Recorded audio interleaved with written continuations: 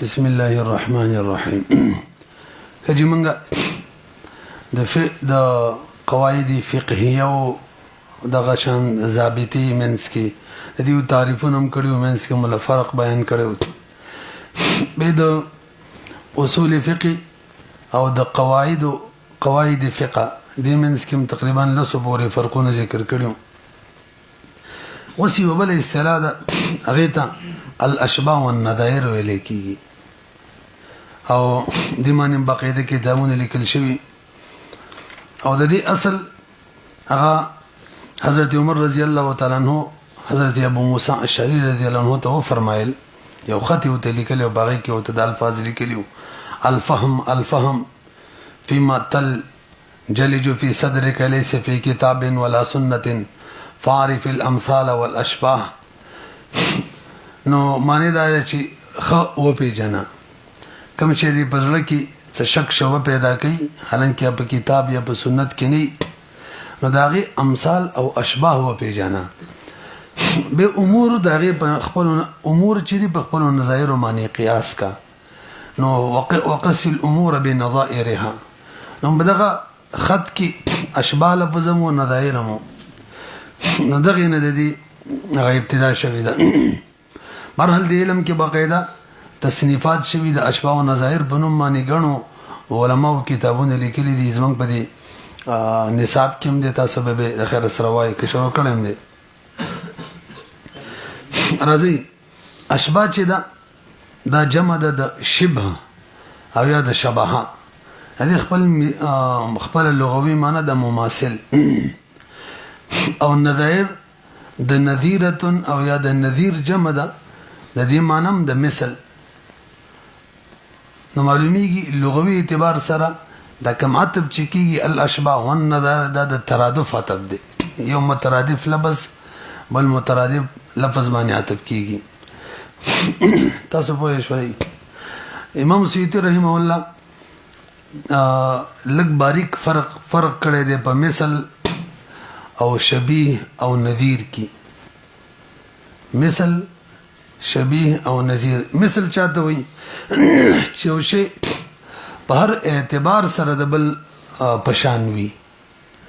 یو شی چې د بل پشان په هر اعتبار سره دي د مثل وي. او دویم نمبر شبیه چې یو شی د بل پشان په غنو وجوه کې وي هر اعتبار سره نه وي خو په غنو اعتبارات سره د بل پشانی هغه ته ویل کېږي شبیه الاشباح. او نظیر ویل کېږي یو شی د بل پشان په بعضي وجوه کې کېدل بعضي اعتباراتو کې دا لغوي خبره وا د دې اصطلاحي تعریف څه دی نو فرمای والمراد بها المسائل التي تشبه بعضها بعضا مع اختلافها في الحكم لأمور خفية أدرك الفقهاء بدقة أنظارهم. د دې نه هغه مسائل مراد دي چې ظاهري نظر کې ټول یو شان معلومیږي هغه مسائل فروعات جزئیات چې ظاهري نظر کې ټول یو شان معلومیږي خو دقت نظر کې د حکم په اعتبار سره بدلی. نو الاشباح والنظائر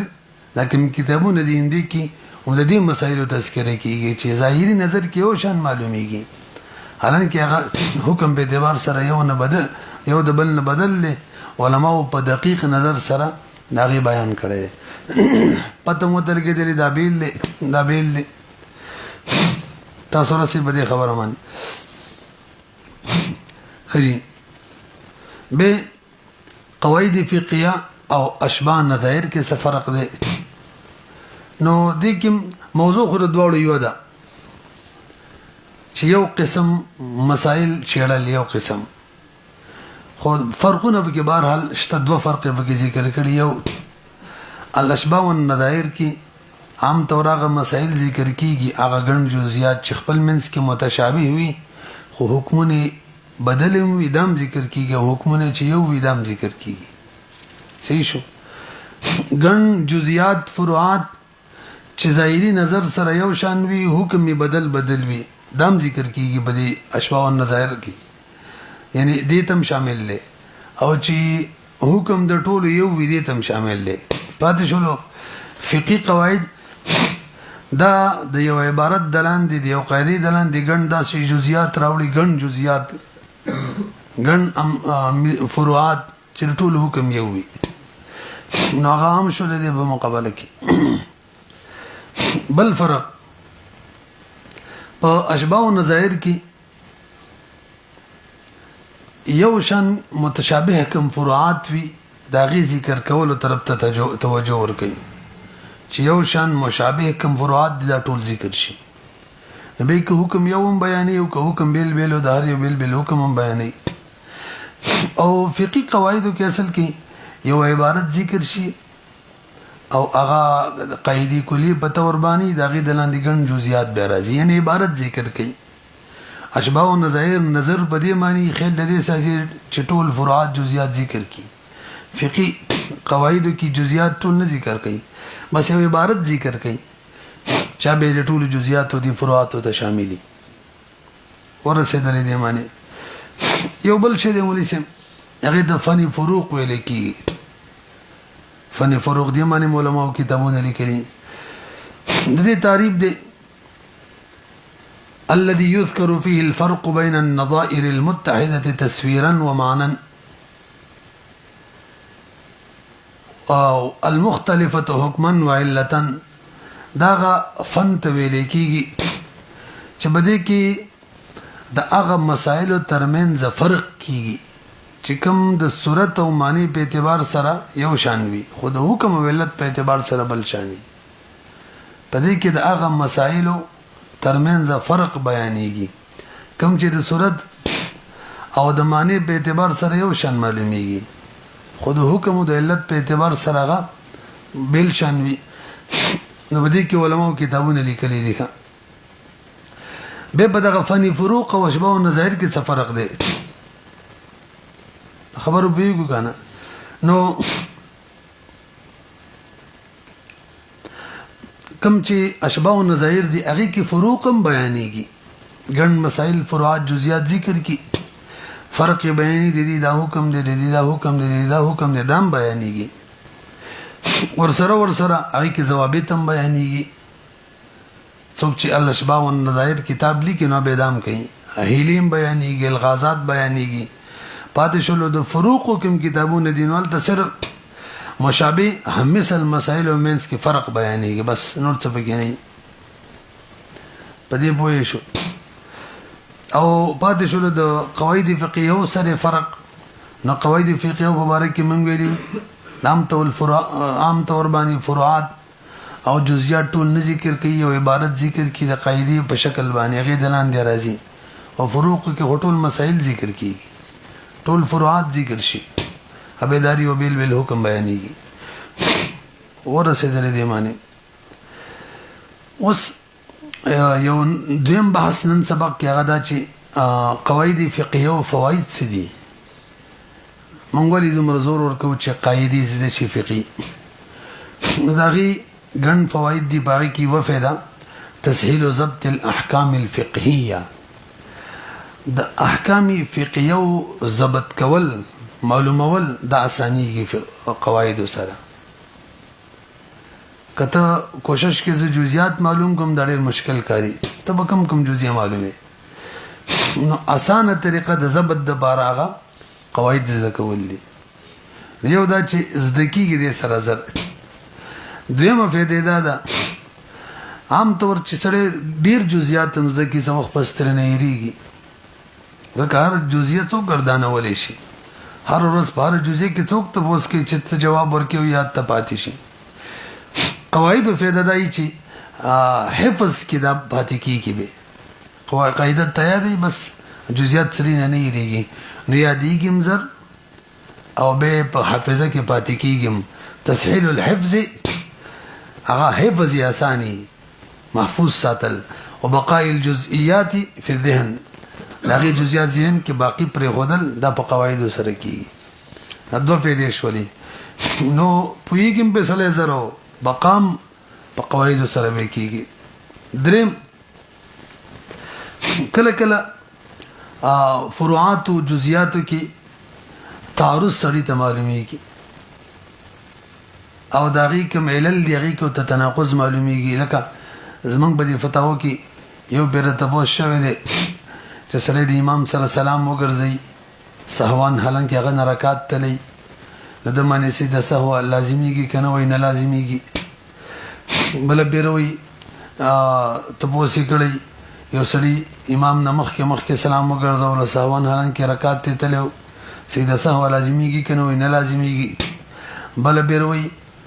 رکعات را نتلو امام چې سلام واړو نو امام واړو سهوان نو سیده سهو واجب ده کنه یا واجب ده وسو ګورئ دا جزئیات دي ښا دي جزئیات کې من معنی خلل راته پیدا شو دا څه حساب دی یو بل شان جواب ورکړي بل شان جواب ورکړي لکه موږ ته قاعده یې زده موږ ته دا نقصان به مخې ته ناراضي نو موږ مخکې درس کې ویلې و قاعده څه چې ترڅو پورې مقتدی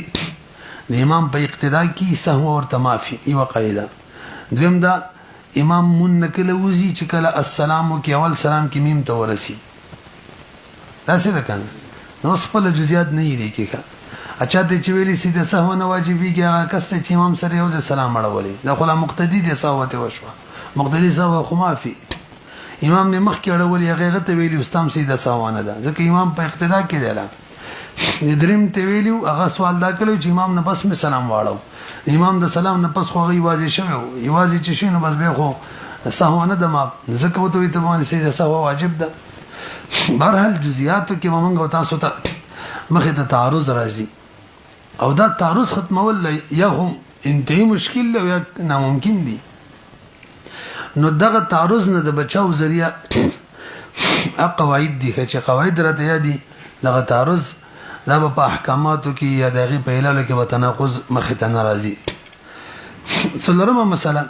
څلورمه فائدہ د قواعد فقهيه او فائدہ عامه ده هر سره چې په قاعده پوي شي مسله باندې وته علم راځي بس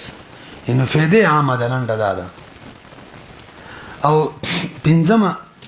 کله چې وسړی ته یو طالب العلم تزمن پشان هغه ته قاعده یاد شي نو هغه ته ملکه حاصل شي د فقه دروازې ورته کولاوي شي نه کم نوې مسلې من استرازي دغه حل هغه ته آسان شي دا له قواعد یادي او کته جزئیات درته یادي کنه نو جدید مسله خو جزئیاتو کې نه وي ور سره څه کې به خپل تن لګي دا اوسې حساب دي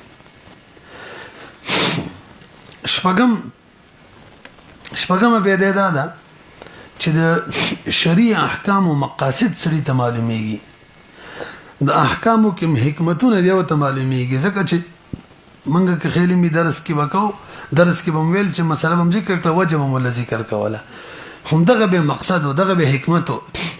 دغه به قاعده واصل کې دی قاعده سره به دغه شریع حکم کم حکمت دی برابر شو قاعده برته خودلو د دې وجه نه د مسله ده بيدا مسله ځکه جایز ده چې دی کې تنګی ده دا ځکه جایز نه ده چې دی کې فراخي د څه ضرورت دی ورته خیالم ده کنه نو چې کله سړی ته قواعد معلومي هغه ته به د شریع احکام او مقاصد معلومیږي او دغه حکمتونه ورته معلومیږي دا بین شپږ فواید علماء ذکر کړی دي دریم نمبر دا کوم فقهي قواعد دي مختلف اعتبارات سره به علماء تقسیم کړي دا قواعد تقسیم کړي دي مشهور تقسیم ادارې چې دا درې قسم دي یو ته القواعد ویل کېږي دا بیا دوکا القواعد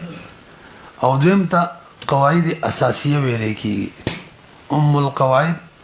قواعد اساسیه او دریم ته ویل کېږي قواعد متفرعه نو القواعد قواعد اساسیه او قواعد القواعد کم قواعد ته ویل کېږي نو وګ شي ورته دا قواعد دي چې د ټولو مذاهب او علماو په اتفاق کې چې دا قاعده ده یو دویم دا چې نور ګڼ قواعد د دینه مستخرج کیږي روزي دي دوا دریم دا چې د دې قواعد تعلق د فقه د هر باب سره تصور رسیدلې نو د ټولو مذاهب او علما په متفقي او نور کوم قواعد دی هغه ترنه مستخرج کیږي او د هر فقه عام بابونو سره د تعلق نو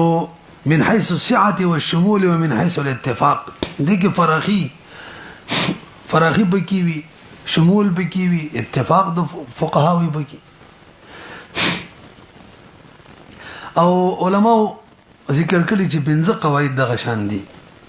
یو اوله قاعده ده اوله ماده چې ده الامور بمقاصدها او دویم نمبر دریمه ماده ده اليقين لا يزول بالشك ما تسویل امام کرخی رحمه الله اول اصل دا ذکر کړي او دریم نمبر شپاړسم ماده ده المشقه تجلب التيسير او څلورم نمبر 19 نمبر ماده ده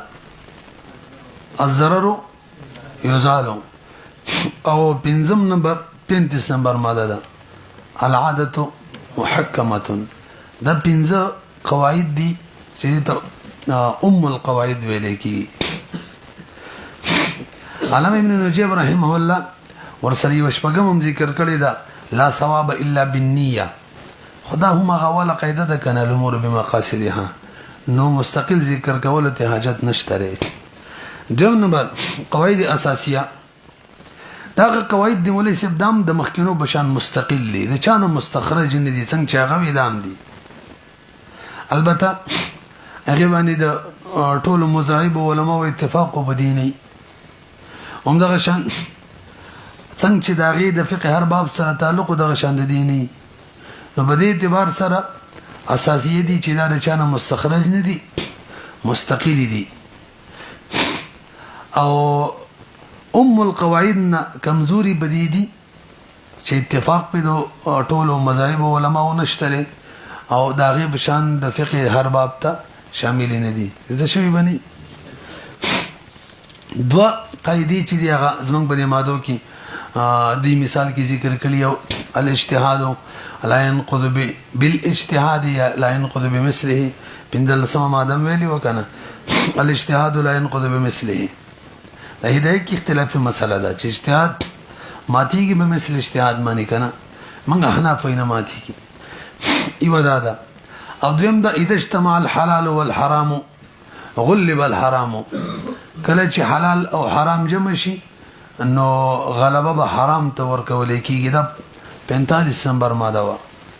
اذا اجتمع المانع والمقتضي يقدم المانع مانع حرمت راولي او مقتضي حلت نو دا نوې بدل تعبیر دی که اومغه 45 نمبر ماده ده مدریم قسم قواعد متفرعه دا قواعد دي چې نور قواعدونو مستنبط شوي دي پاغو باندې تفریدي دا قواعد دي چې نور قواعدونو مستنبط شوي پاغو باندې متفرع دي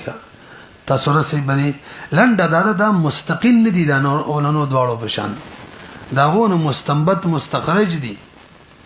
پاغو تفریدي مستقل ندي بالفاظ دیگر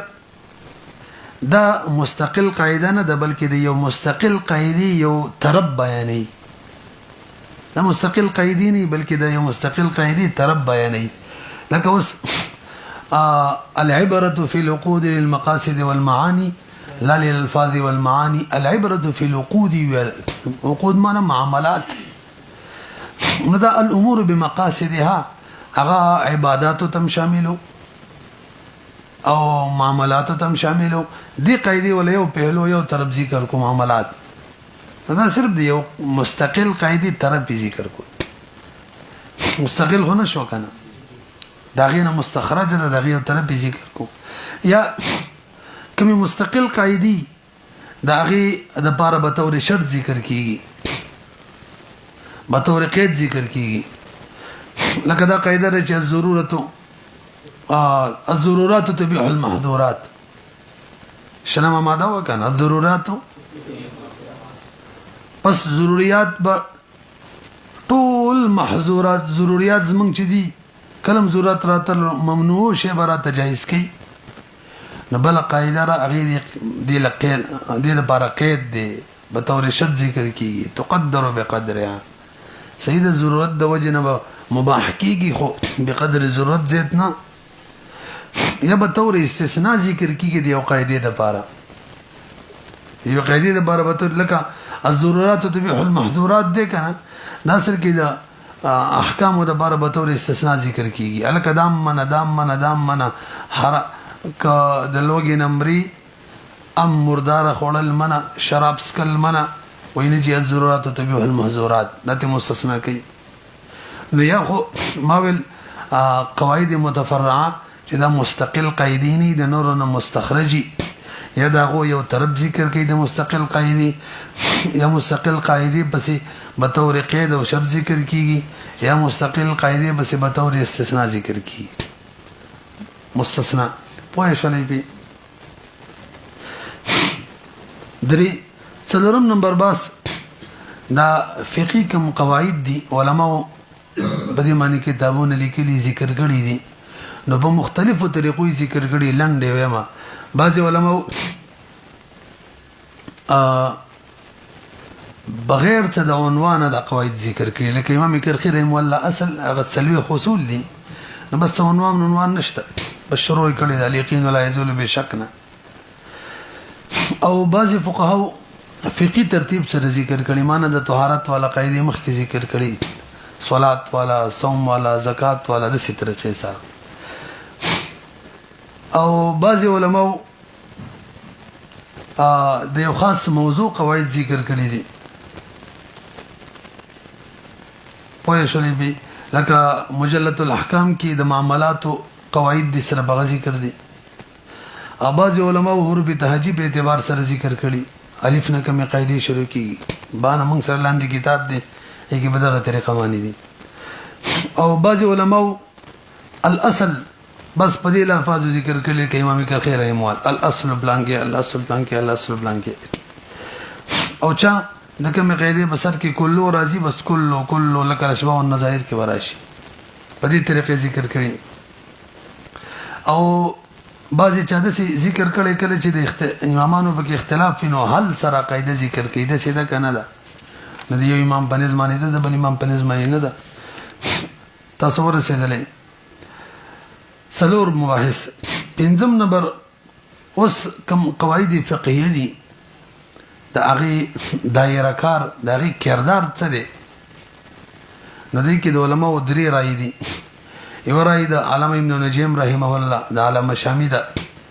او د شان علامه ابن دقیق العید وغیرہ دی وی چې د کوم فقهي قواعد د دینه فتوا نشور کوله او وجه دا چې فقهي قواعد ټول موږ ویلو راجح رائے ده اکثریت دي نو کتر دینه فتوا ورکې کېږي شي د دینه د خو اکثریت قاعده ده د کوم مسله چې تعالی راغلي د قاعده غي ته نه شامل او تر قاعده نه فتوا ورکې هغه ته شامل کړه دا ترنه مستثنی دا څه ده کنه ده یو دویم رائے ده امام قرافی علامه شاطبی رحمه الله چې به فتوا ورکول ته جایز دي او د دې دا کوم اختلاف د چې فتوا ورکول شي نشي ورکول ما دا خبره شروع کې کړې وې خو نو د دې بنیاد اصل کې د قاعده د فقهي قاعده په تعریف کې دی چې دا کلیه د اکثریت ده ناغو اکثریت غنل فتوا دې نشي ورکول دی وی کلیه غني فتوا ورکولم ته صحیح دی درې مرایده او راجح رائے د مجلة الاحکام کې ذکر ده هغه وی